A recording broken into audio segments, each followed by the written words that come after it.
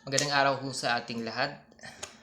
Sa video ito, pag-uusapan natin ang experience ko bilang isang Maxim delivery rider. Specifically, sa category ng non-priority. So tayo ay nagsisimula pa lamang sa Maxim, complete na tayo ng 44 orders sa loob ng may kumulang, I think nasa tatlong, 3 weeks na, no? So, i-share ko lang sa inyo ano yung mga naging experience ko sa pagde-delivery bilang non-prio at saka ano yung mga naging uh, mga positive na nangyari, ano yung mga pros and cons siguro. So ngayon, i-share ko muna sa inyo kung ano yung status ko bilang Maxim Delivery Rider. So, unang-una sa lahat, nagsimula ako sa pagmamaxim nung I think that was 3 weeks ago, 3 weeks or 2 weeks, mga ganun. So, yung status natin sa pagmamaxim is hindi siya regular. Parang totally part-time siya kasi may mga iba din ako mga avenues, may ginagawa din ako. So, I'm still preparing for, kasi yun naman yung natin, no, purpose natin, naghahanap tayo ng sideline. Ito yung nakita ko na magandang sideline sa pang-daily ko na consumption, which is, I think, pwede naman siya kung bibigyan mo lang talaga ng panahon. So, actually, I'm a uh, licensed teacher by profession. I give up on my private school teaching career just to grab another opportunity, a better opportunity, pursuing master's degree. So, ito yung nakita ko pagmamaxim. Although hindi naman tayo siya totally um, nagbibigay sa akin ng malaking budget in terms of my daily expenses. Pero at some point, naman siya, nakakapag-alleviate kahit papano, panggasolina, ganun. So, ito yung nakita ko na mas better opportunity, better option, kasi, in the first place, isang kamalian ko talaga is that hindi ako nakapag-invest for laptop teacher, di ba? So, probably, ang ibang other way of, mga freelancing mo, probably pwede mga online teaching, online tutorial, and stuff like that. Hindi natin magawa kasi wala nga tayong laptop, no? Yung laptop na ginagamit natin during that time na sa private school tayo was just borrowed. So, hindi tayo nakapag-invest. Yun yung isa sa pinakamali natin. So, the second thing is that Maxim Delivery is open for all. Kahit sabihin na natin non-professional yung license, yung driver's license mo, pwede pa rin.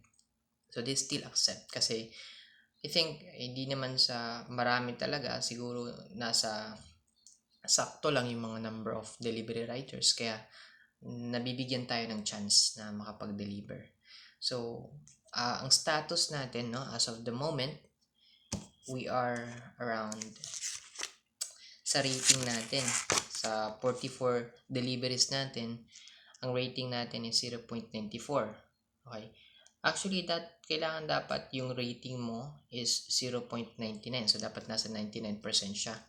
Badly, in our case, unfortunately, no, meron tayong mga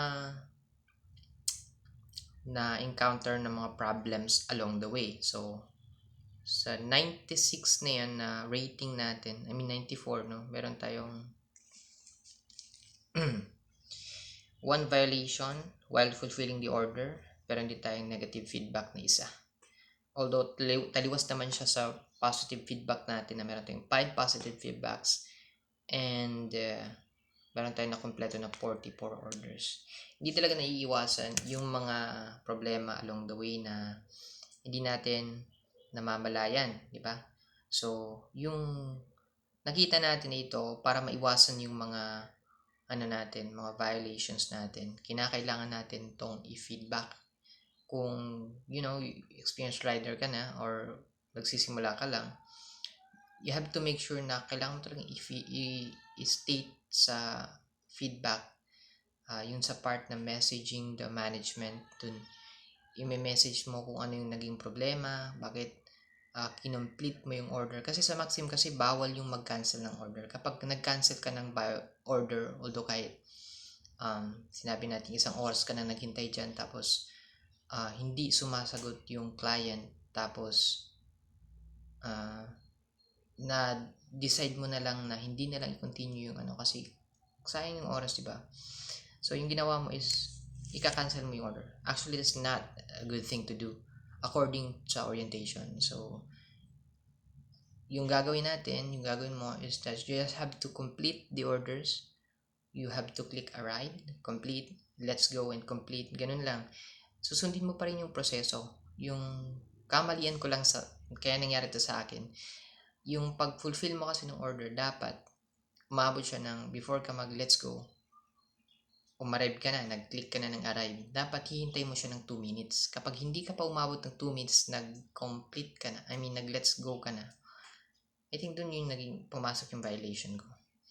In terms of negative feedback naman, may one order ako kasi na wherein na wrong, nagkamali lang ako sa pag-click ng ng request. So, yung ginawa ko, that time kasi, yung cellphone ko is 1% na lang. So, 1% na lang yung cellphone. Ano pang magagawa ng 1% na cellphone na yun? Dito na ako sa apartment, dito na ako sa dorm, no? Mag-charge na sana ako. Biglang nag-pop up yung message at na-click ko. Yun yung mali na request. Binigay ka agad sa akin. So,